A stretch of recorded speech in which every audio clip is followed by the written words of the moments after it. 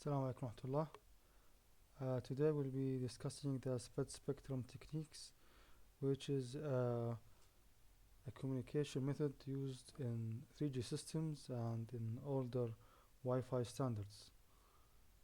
So the outline, we will be discussing the main type of spread spectrum is called direct sequence spread spectrum, and maybe we'll have some time left and talk about the multi-user direct sequence spread spectrum. So spread spectrum is a technique to increase the bandwidth, as the name suggests. So we have bandwidth, right? A specific bandwidth, and we process it such that this bandwidth is increased. So why this increase the bandwidth? First, so we can disguise it, so we hide it as a noise. So we can disguise our signal as a noise signal, and the noise signal is known to have a very wide bandwidth. So we can disguise our signal for military applications. The second reason is to make it resistant to noise and interference or jamming. The most relevant cause or reason for commercial applications is to reject the inter-symbol interference ISI. And in a related sense, we can use rake receivers, which is actually we can have multiple copies of the receivers, and we combine the output or choose the best copy of the output, right? So we have two main types of spread spectrum: the direct sequence spread spectrum. Okay, so actually we have a sequence and we spread it using a spreading code, right? So this spreading code, we'll discuss it in more details later, but this spreading code will have a smaller time period and hence larger bandwidth. The other type of spread spectrum is to use frequency hopping, meaning that in this case we change the frequency, the center frequency.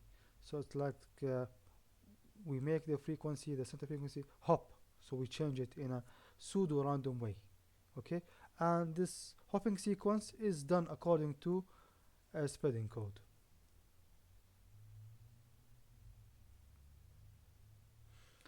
So the principle of the direct sequence spread spectrum is actually to use this spreading code, actually just to multiply it by the signal, and this multiplication in the time domain leads to a convolution in the frequency domain.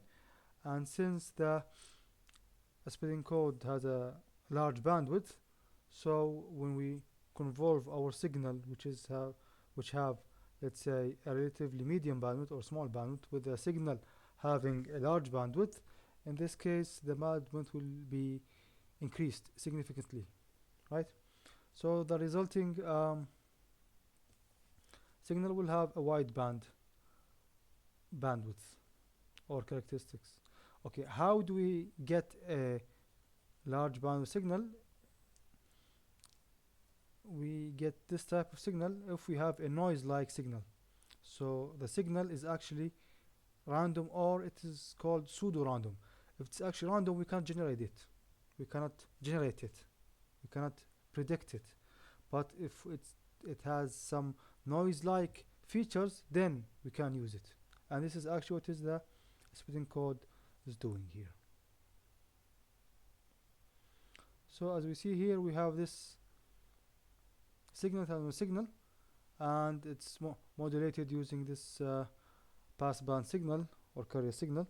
We multiply it by the spreading code. You see that this TC is called the chip period, is much smaller than the symbol period, and ultimately we get this transmit signal here.